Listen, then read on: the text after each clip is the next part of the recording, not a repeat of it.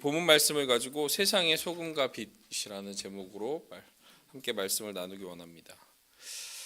사랑하는 우리 다산통일교회 성도 여러분, 하나님은 지금도 쉬지 않고 일하고 계심을 믿으십니까? 정말 믿으세요? 네. 그렇다면 하나님은 어떤 방식으로 일하고 계실까요? 하나님이 일하시는 방식 혹시 생각해 보신 적 있으신가요? 하나님은 크게 세 가지의 방식으로 일하고 계십니다. 첫 번째, 어떤 방식일까요? 바로 말씀으로 일하고 계십니다.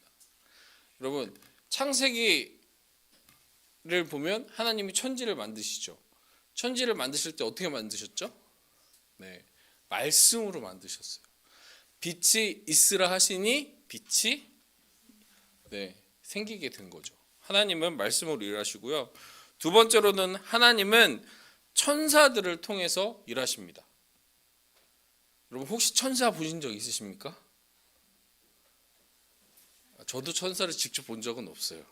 근데 성경에 보면 하나님이 천사들을 보내서 일하시는 장면들이 곳곳에 등장합니다. 창세기 18장 19장에 보면 이제 천사들이 사람의 모습으로 아브라함에게 오잖아요.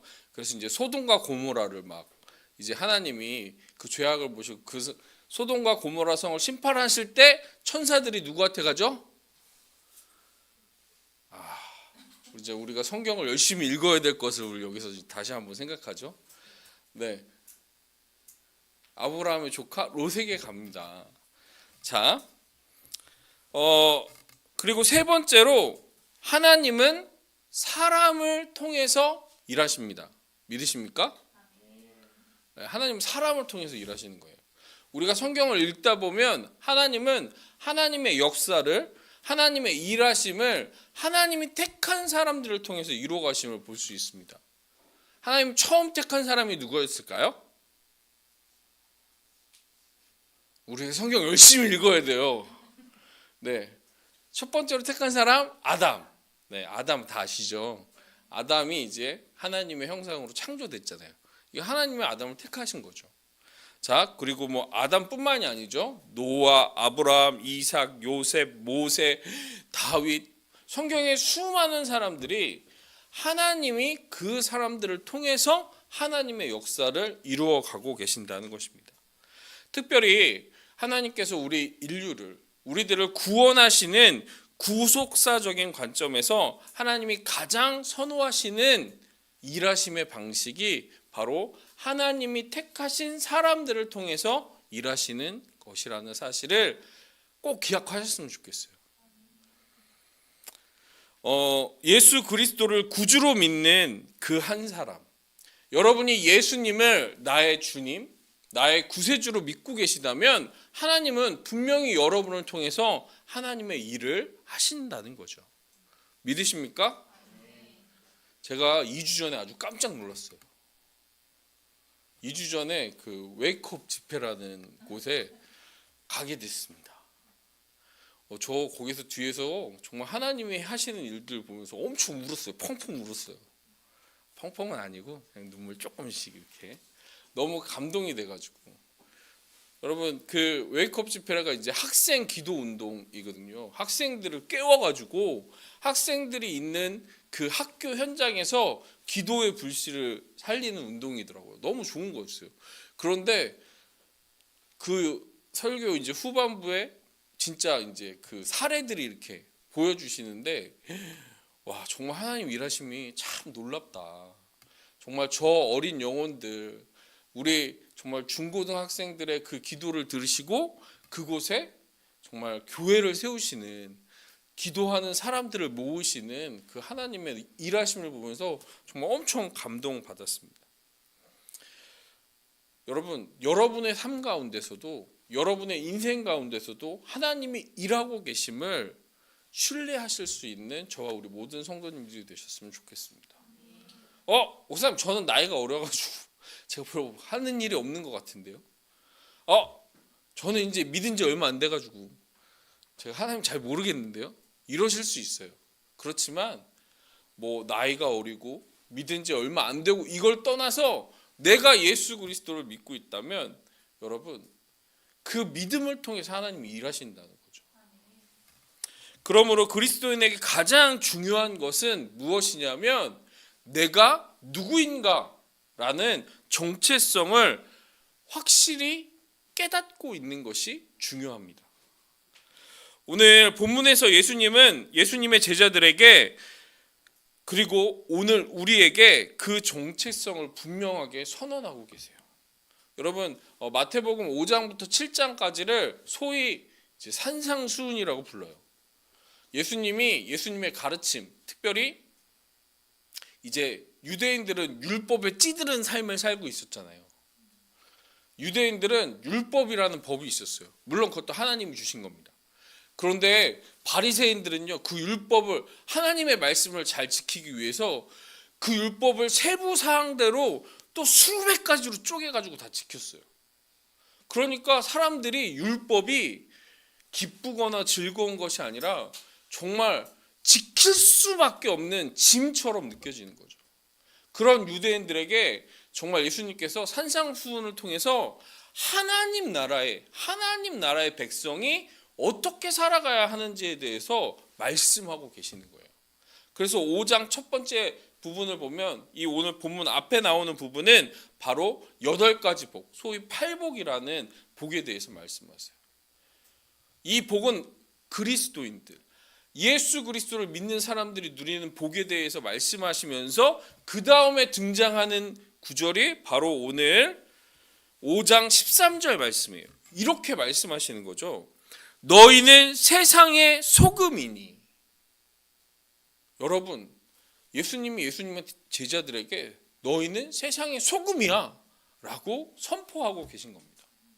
너희는 세상의 소금이 돼야 돼. 미래형으로 말씀하시는 게 아니에요. 너희는 이미 세상의 소금이라는 것에 대해서 말씀하고 계신 거죠. 우리 옆에 계신 분들에게 얼굴을 잠깐 빨리 한번 쳐다보세요. 힘드시죠? 또 이렇게 오늘 하루 힘들게 일하고 막 하루 막 정신없이 생활하다가 이렇게 딱 와가지고 이제 찬양 막 은혜 받고 이제 그리고 이제 설교 들으면 이제 자연스럽게 눈꺼풀이 막 이렇게 내려오는 그럴 수가 있어요. 그래서 여러분 서로 보시라는 거예요. 자, 우리 옆에 계신 분들에게 인사 한번 해보겠습니다. 당신이 소금이십니다.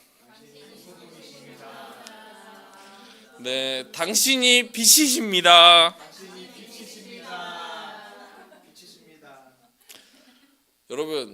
여러분이 세상의 소금이고 여러분이 세상의 빛이라는 사실을 일단 기억하세요. 네. 여러분, 지금은 소금이 흔한 것처럼 여겨지죠. 마트에 가면 막 봉다리 팔고 막 얼마 안 해요, 그죠? 근데 예수님 당시의 소금은 어떤 가치였을까요? 그렇죠. 예수님 당시의 소금은요, 오늘날처럼 흔한 소금이 아니었습니다. 로마 군인들, 예수님 당시에 로마가 이스라엘을 점령하고 있었죠. 통치하고 있었는데 로마 군인들의 급료를 소금으로 줄 만큼 소금은 가치가 귀한 것이었어요. 그래서 하얀 황금이라고까지 불렸던 적이 있습니다. 소금은 맛을 낼 뿐만 아니라 부패를 막고 또 재물을 거룩하게 하고 변치 않는 언약을 상징하는 것으로 사용되었습니다. 소금이 없으면 일상생활 하기가 참 힘들어요.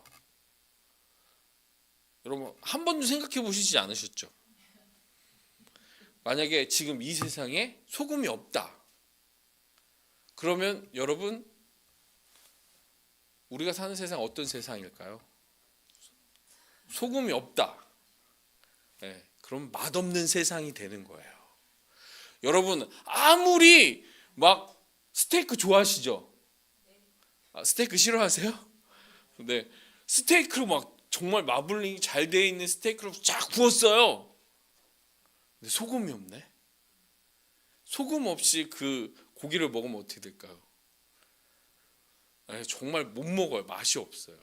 아무리 좋은 고기라도 그 고기 먹을 때 어떻게 하죠? 소금을 착착 뿌려야 맛있는 거 아니겠습니까? 여러분, 소금은 뿐만 아니라 예수님 당시에는 지금도 그렇게 사용되죠. 부패를 막는 용도로 사용하고 있어요. 여러분, 우리 어린 친구들 안동 강고등어라고 들어본 적 있어요? 안동 강고등어. 그 왜 간고등어냐면요, 고등어는 쉽게 썩어요. 딱 잡아서 그냥 놔두면 그냥 썩어요. 그래서 썩지 말라고 거기다가 소금을 팍팍 뿌리는 거예요. 그러면 그게 그 바닷가에서 잡아가지고 이 내륙 지역까지 올 때까지 썩지 않아서 소금을 친 고등어, 그래서 간고등어라고 하는 거죠. 이렇게 소금은 여러 가지 용도로 사용되었습니다. 근데 문제는요, 예수님 지금 소금은 거의 그렇지 않아요. 지금 우리가 시중에 나오는, 여러분이 집에 가면 있는 소금, 슈퍼 가면 보는 소금은 공장에서 완전히 정제한 소금이에요. 여기서 한 가지 더 문제를 드리겠습니다. 소금의 유통기한은 몇 년일까요? 몇 년일까요? 1000년이요? 1000일이요? 1000일 동안만 소금을 먹을 수 있다? 1000일염이어서 땡, 틀렸습니다. 여러분, 소금은요 유통기한이 없어요. 소금은요 썩지 않아요. 소금은 박테리아나 미생물이 살아갈 수가 없기 때문에 소금은요 정말 맛을 잃지 않으면 그냥 끝까지 영원히 존재할 수 있는 겁니다. 그래서 하나님이 그 역대하에서 다윗과 언약을 맺으실 때 다윗과 맺는 언약을 소금 언약이라고 말씀하세요. 영원히 변화되지 않는 그런 성질을 가지고 있는 거죠. 그런데 문제는 예수님께서 이런 말씀을 하신 거죠. 소금이 만일 그 맛을 잃으면 무엇으로 짜게 하리요? 후에는 아무 쓸데없어 다만 밖에 버려져 사람에게 밟힐 뿐이니라. 그럼 예수님 당시의 소금은요 정제된 소금이 아니에요. 사해 근처에서 얻어진 그 소금에는요 여러 가지 성분들, 모래부터 시작해서 석회, 여러 가지 성분들이 있었는데요. 그 소금을 잘못 보관을 하면 그 소금 안에 있는 나트륨 성분들이 빠져나오면서 정말 맛없는, 아무 맛도 나지 않는 소금으로 변질되는 경우가 많았던 것입니다. 그래서 그렇게 짠맛을 내지 못한 소금 어떻게 되냐면 그냥 길에 뿌려져서 그냥 바닥 그 보강용으로밖에 쓸 수가 없는 거죠. 그렇게 밟히게 되는 것을 오늘 예수님이 비유를 통해서 말씀하시는 거예요. 여러분, 그럼 예수님이 왜 이런 말씀을 하실까? 예수 그리스도를 믿는다고 하지만 이 세상은 여전히 부패하고 어둡고 썩어져 있고 맛을 잃은 상태라는 사실을 기억하셔야 합니다.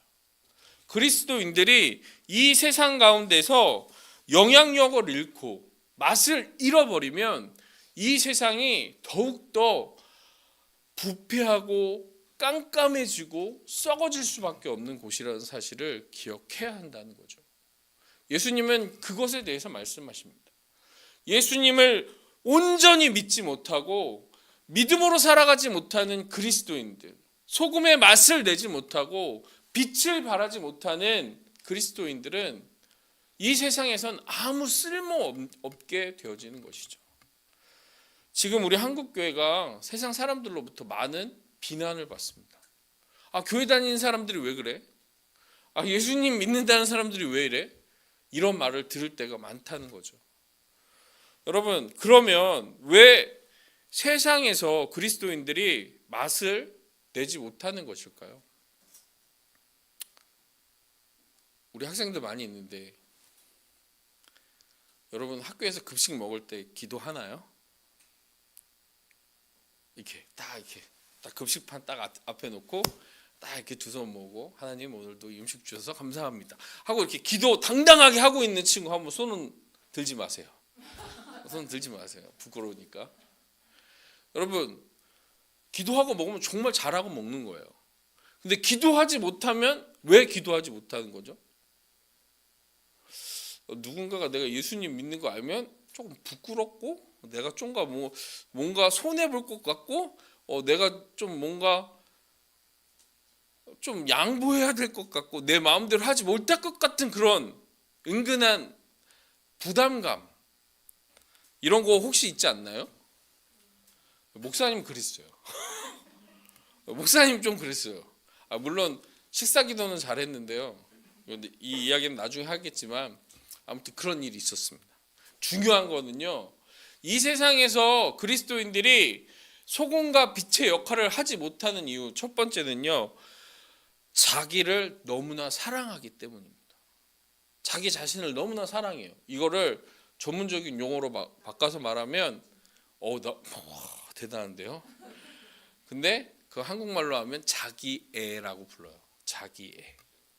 여러분, 소금은 맛을 내려면 어떻게 돼야 되죠? 녹아야 됩니다. 그 형체를 그대로 유지하고 있으면 안 돼요. 여러분이 막 김치찌개 먹는데 너무 싱거운 거예요. 그래서 소금을 한 스푼 넣었어요. 근데 소금이 안 녹고 계속 소금 그 형태로 있으면은 안 되겠죠. 소금은 녹아야 돼요. 그런데 소금이 마치 자기가 다이아몬드인 것처럼 나는 절대 녹지 않을 거야. 나는 절대 썩지 않을 거야. 이렇게 자기 자신을 드러내려고 한다면 소금의 역할을 제대로 할 수 없다는 거죠. 내 것, 내가 먼저, 나의 것, 내가 중요하고 나의 높아짐이 중요하고 나의 자랑거리가 중요하고 예수님보다도 내가 더 중요한 사람들은 소금의 역할을 감당하기가 쉽지 않다는 겁니다. 그런 예가 있어요. 여러분, 세계 제2차 대전이라고 아시죠? 여러분, 독일은요 어떤 나라입니까? 종교 개혁이 일어났던 나라입니다. 루터교가 지금도 국교예요. 종교 개혁을 일으켰던 루터가 세웠던 교회가 있는 그곳입니다. 그런데 그 나르시시즘에 빠졌습니다. 독일 교회가. 아리안 민족이 먼저고 독일 국가가 먼저가 되어버렸어요. 그러니까 어떤 일이 일어났습니까? 유대인들이나 집시들, 다른 민족들을 수용소에다가 가다 놓고 수용소에서 정말 잔인하게 노동시키고 죽이면서 그 철책 바로 건너편에서 뭐하고 있었을게요? 독일 사람들이 예배드리고 있었어요. 어떻게 이런 일이 가능할까요? 한쪽에선 끔찍한 살인 행위가 벌어지고 있는데 다른 한쪽에선 아무렇지 않게 예배드리고 있는 모습. 그 예배 안에 하나님도, 그 예배를 드리는 사람들 마음에 예수 그리스도의 사랑이 과연 있었을까? 다시 한번 묻지 않을 수 없습니다. 그것뿐만이 아닙니다. 우리가 이 세상 가운데 소금과 빛의 역할을 하지 못하는 이유는 두려움과 핍박 때문입니다. 여러분, 두려움과 핍박은 지금 분명히 존재합니다. 우리가 사람에게 두려움을 느낄 수밖에 없어요. 예수님 믿으면 핍박받는 나라가 지금도 존재합니다. 여러분, 우리가 차 타고 2시간 반만 위로 좀 넉넉하게 4시간만 위로 올라가면 어디가 될까요? 북한 가서 성경책 나눠주면 어떻게 될까요? 지금도 이런 세상이 있는 거죠. 북한에 있는 수많은 사람들, 우리 동행교회 성도님들 그 영화 보셨죠? 신의 학단. 그곳에서도 예수님을 믿는 사람들이 있습니다. 그게 드러나면 목숨을 내놓아야 하는 거죠. 근데 그래도 신앙을 지키는 사람들이 있는 반면 핍박과 어려움과 두려움 때문에 예수님을 부인하는 사람들이 있다는 거죠. 대표적인 인물이 있습니다. 누구일까요? 그렇죠. 베드로입니다. 베드로가 예수님 잡히시던 그날 밤 최후의 만찬 그 자리에서는요, 예수님 절대 배신 안 할 거라고, 다른 사람 다 배신해도 내가 내 목숨을 걸고라도 예수님 지킬 거라고 그렇게 고백했던 베드로가 어떻게 됐죠? 예수님을 모른다고 3번이나 부인했습니다. 왜 부인했습니까? 자기도 죽을 것 같은 두려움이 있었기 때문이죠. 그리고 3번째로는요, 우리가 소금과 빛의 역할을 하지 못하는 이유, 3번째는 바로 이 세상을 너무나 사랑하기 때문입니다. 하나님보다 세상을 사랑하는 거예요. 여러분 성경에도 그런 사람들 많아요. 바울과 함께 선교 여행을 함께 했던 데마라는 사람이 있어요. 그런데 디모데후서 4장 10절에는 이렇게 말씀합니다. 데마는 이 세상을 사랑하여 나를 버리고 데살로니가로 갔고 라고 바울이 말하고 있어요. 그러니까 세상의 풍요로움과 안락함과 세상의 성공과 세상의 출세와 세상에서 부자가 되는 것, 이런 것들이 더 중요하기에 신앙을 접어놓는다는 거죠.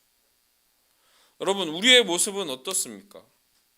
혹시 나에게 그런 모습이 있다면 오늘 이 시간 다시 한번 결단하는 우리가 되어지기를 간절히 축원합니다. 여러분이 소금이십니다. 여러분 빛이십니다. 우리 다시 한번 옆에 있는 분들에게 우리 한번 힘있게 인사해 봅시다. 당신이 소금이십니다.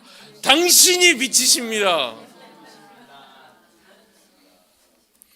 그러면 여러분 소금과 빛이 있어야 할 곳은 어디일까요? 바로 소금과 빛이 그 가치, 그것이 필요한 곳에 있을 때 그 소금과 빛의 가치가 드러날 수밖에 없습니다.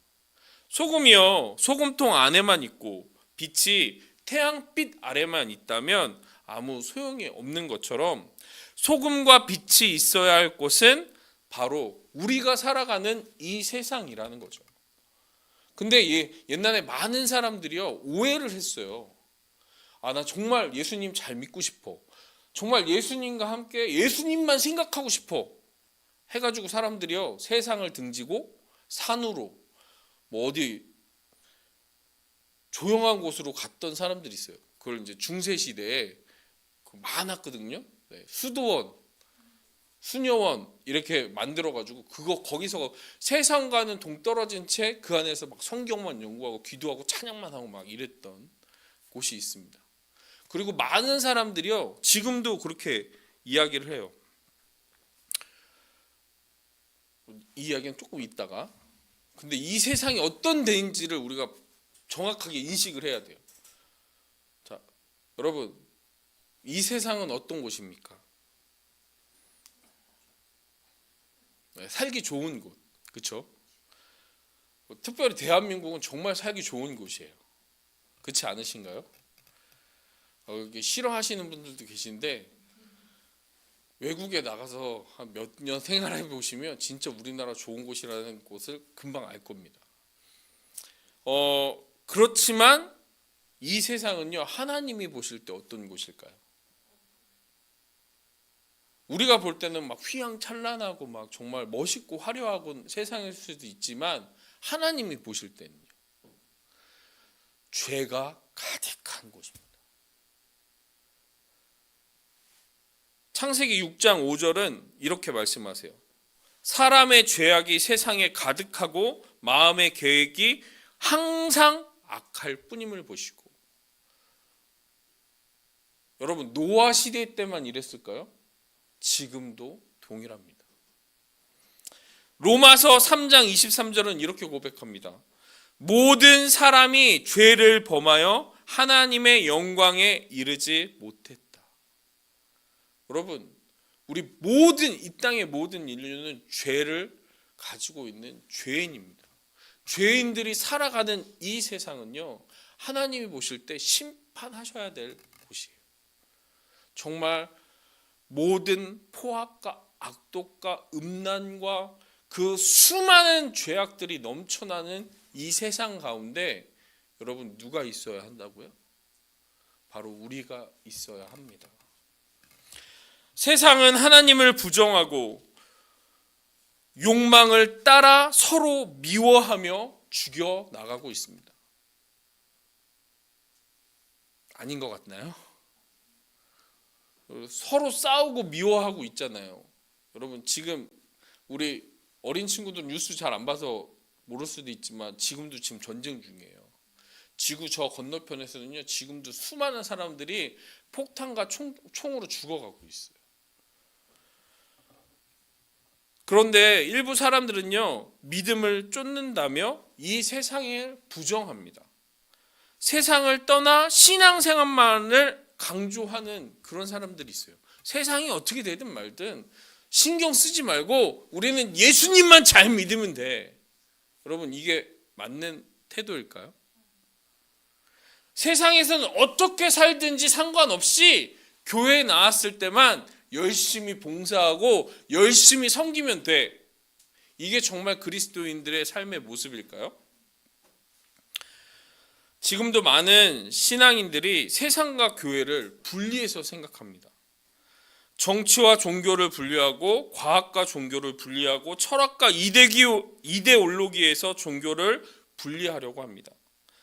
여러분, 물론 종교는 분리돼야 돼요. 종교는 분리돼야 되는데, 그런데 여러분, 기독교가 종교일까요? 목사님, 기독교 종교 아니에요? 종교잖아요. 여러분, 예수님을 안 믿는 사람들한테는 종교예요. 근데 예수님을 믿는 사람들한테는 기독교는 종교가 아닙니다. 생명입니다. 예수님은 우리의 생명이십니다. 예수 그리스도는 우리의 삶의 생명이며 참된 빛이라는 사실을 기억해야 합니다. 그러면 우리는 그냥 종교를 믿는 게 아니라 정말 이 세상에서 살아가는 생명과 빛 되신 예수 그리스도를 믿는 사람들이라는 거죠. 죄로 어두워진 세상에 참된 빛으로 오신 분은 오직 예수 그리스도 한 분밖에 안 계십니다. 그러기에 믿음을 가진 우리가 있어야 할 것은 이렇게 분리된 세상이 아니라 교회에만 있어야 되는 것이 아니라 세상 한가운데 있어야 합니다. 정치도 과학도 철학도 이데올로기도 예수 그리스도의 십자가의 복음이 필요한 곳이라는 사실을 기억해야 합니다. 여러분, 정치인들 예수님 믿든지 말든지 이렇게 신경 안 써도 괜찮은 게 아니에요. 그들이 예수님을 믿고 하나님의 말씀에 반응할 수 있도록 예수님을 믿는 우리가 기도해야 되는 거죠. 그리고 그 영역, 정치, 사회, 경제, 철학, 우리가 살아가는 이 세상 그 모든 곳에 예수 그리스도의 사랑을 전할 수 있는 사람들, 그 사람들은 누구일까요? 바로 예수 그리스도를 먼저 믿고 그 사랑을 경험한 사람, 바로 우리가 전할 수 있다는 사실입니다. 그러기에 예수님의 제자들에게 너희는 소금이다, 너희는 빛이다 라고 말씀하신 거예요. 제가 지지난주 웨이크업 집회 갔을 때 한 가지 이렇게 품게 된 마음이 있어요. 진짜 학생들만 깨우면 안 되겠다. 학생들만 기도하면 안 되겠다. 왜 학생들만 해야 돼?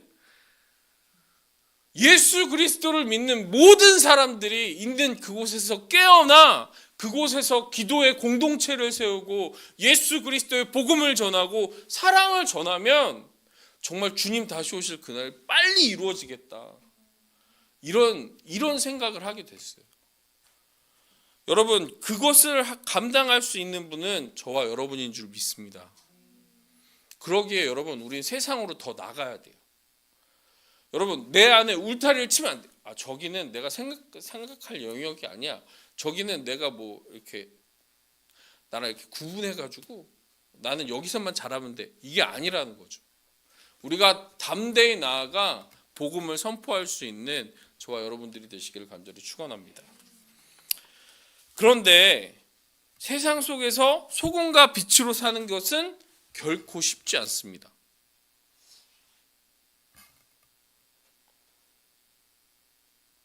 벌써 힘든 것 같아요. 그렇죠? 소금과 빛으로 살기 위해서 지금 앉아 계시잖아요. 여기 설교를 듣는 게 얼마나 힘들겠어요. 결코 쉽지 않습니다. 왜냐하면 여러분, 소금은 맛을 내려면 자기를 녹아줘야 된다 그랬어요. 그런데 등불이 빛을 내려면 어떻게 돼야 될까요? 불타야 되는 거예요. 여러분, 녹아지고 불타는 거 정말 쉽지 않습니다. 우리가 오늘 이렇게 이 동행교회에서 예배를 드릴 수 있는 것도 여러분 누군가의 희생과 섬김이 있었기 때문임을 우리는 기억해야 합니다. 이렇게 아름답게 앞에서 찬양 인도를 하는 찬양팀의 수고와 헌신, 뒤에서 방송실에서 PPT 넘겨주시고 섬겨주시는 이런 섬김, 누군가가 섬기지 않으면 여러분 우리가 이렇게 편하게 예배 드릴 수 없다는 거죠. 더 나아가 우리의 신앙의 선배들의 피땀 어린 희생이 있었음을 여러분 우리는 기억해야 합니다. 우리가 이렇게 자유롭게 예배 드릴 수 있는 거 여러분 믿음의 선배들이 있었기 때문입니다.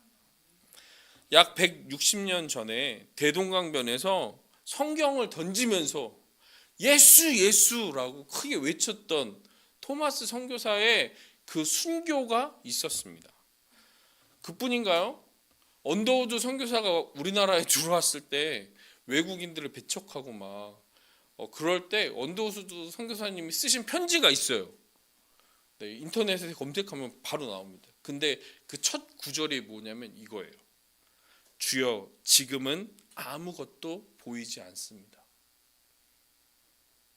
언더우드 선교사가 조선에 딱 와서 딱 보니까 어떻게 선교해야 할지 정말 아무것도 보이지 않는 깜깜한 상황 같았어요. 그런데 그런 분들의 헌신과 수고 위에 한국 교회가 세워진 겁니다. 그분들뿐만 아니라 여러분 이제 그 100주년 기념교회라고 그 옆에 가면은 양화진에 그 외국인 묘지가 있어요. 거기에 묻힌 수많은 선교사님들. 광주에 가면 광주 신학교 그 뒷동산에도요 수많은 선교사들이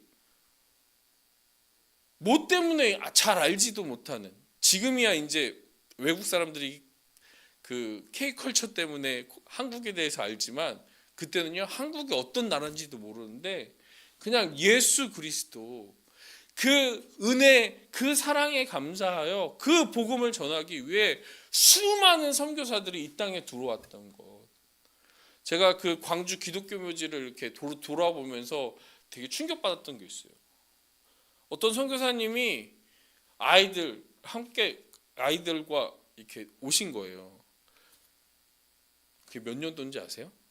1953년도. 6.25 전쟁이 한창일 때 전쟁터 한복판에도 복음을 들고 들어오셨는데, 그런데 들어오셔서 얼마 되지 않아서 그 세 자녀가 풍토병으로 다 하늘나라로 가요.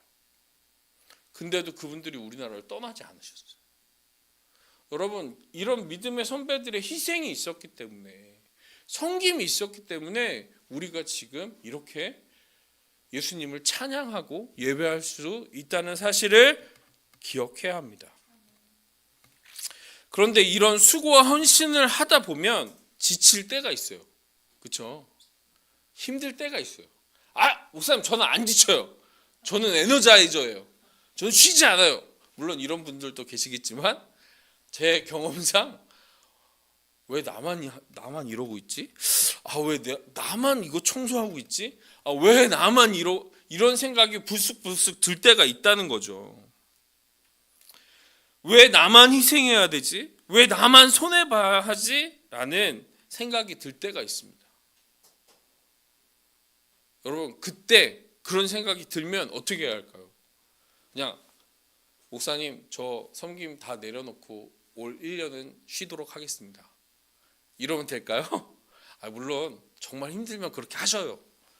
강제로 하는 것보다 의무감으로 하는 것보다 쉬면서 다시 회복하는 게 중요할 수도 있습니다.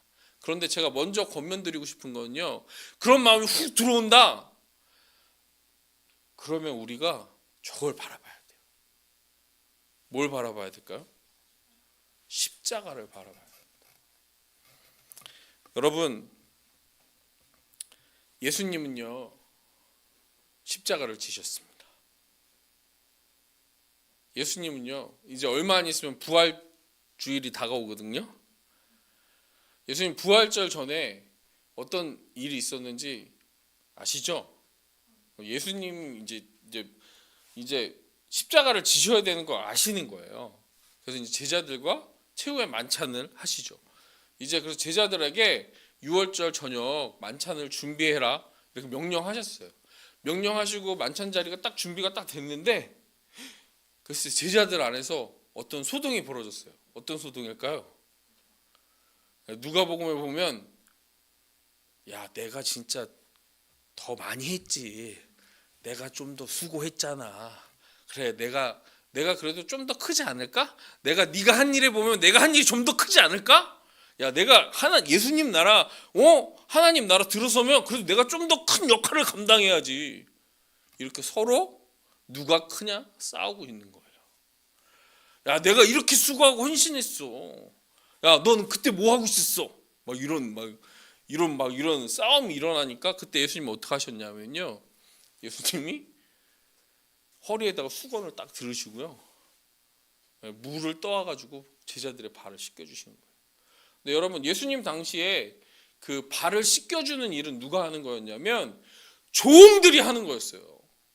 노예들이 하는 거였어요. 집안의 종들이. 근데 그 일을요 예수님이 해주시는 거예요. 그러면서 말씀하셨어요. 너희 중에 누가 크고자 하느냐? 그러면 섬기는 자가 되어야 된다고 말씀하셨어요. 그뿐인가요? 제자들하고 이제 나가셨죠. 최후의 만찬 후에 나가셔서 겟세마네 동산에서 기도하고 이제 가룟 유다가 예수님이 잡아가는 사람들 데리고 와가지고 이제 예수님 십자가에 달리시잖아요. 여러분 예수님이 십자가로 그냥 바로 달리시지 않았어요. 예수님 고통 채찍 맞으시고 정말 십자가를 들 힘이 없어가지고 가다가 계속 쓰러지니까 로마 병정들이 어떻게 했습니까? 구레네 사람 시몬을 불러다가 대신 예수님의 십자가를 지우고 올라가셨습니다. 그리고 그 골고다 언덕에서 예수님이 십자가에 달려 죽으셨습니다. 왜 예수님이 그 일을 하셔야만 했죠? 왜 그렇게까지 하셔야만 했습니까? 바로 우리를 구원하시기 위해서입니다. 나를 살리기 위하셨어요. 나를 살리기 위해서 그렇게 십자가를 지셨습니다. 여러분 예수님의 십자가를 보면 우리의 희생과 섬김은 물론 힘든 것도 맞지만 비교할 수 없습니다. 여러분 내 안에 불쑥불쑥 불평이 들어올 때 우리가 바라보아야 할 것은 예수 그리스도의 십자가입니다. 여러분 그 일을 해야 하는 것, 희생과 섬김을 감당해야 하는 이유는 다른 것이 아닙니다. 예수 그리스도가 나를 위해 죽으셨기 때문입니다. 그 은혜에 감사하고 그 은혜를 위하여 그 사랑을 힘입어 복음을 전하기 위하여 우리는 오늘도 섬기고 오늘도 희생하는 것입니다. 이제 말씀을 믿겠습니다. 사랑하는 우리 성도 여러분, 우리는 이 세상의 장식품인 다이아몬드가 아닙니다. 세상은 다이아몬드가 가장 귀하고 값진 거라고 말하죠. 그러나 우리는 세상을 살리는 소금의 역할을 감당해야 하는 사람들입니다. 예수님은 우리에게 오늘도 너희는 세상의 소금이라고 말씀하십니다. 예수님은 오늘 여러분에게 너희는 세상의 빛이라고 말씀하십니다. 우리는 자기를 자랑하는 횃불을 드는 자가 아니라 우리를 구원하신 십자가에서 우리를 죄 가운데서 살리신 주님의 영광의 빛을 드러내는 등불의 삶을 살아야 하는 것입니다.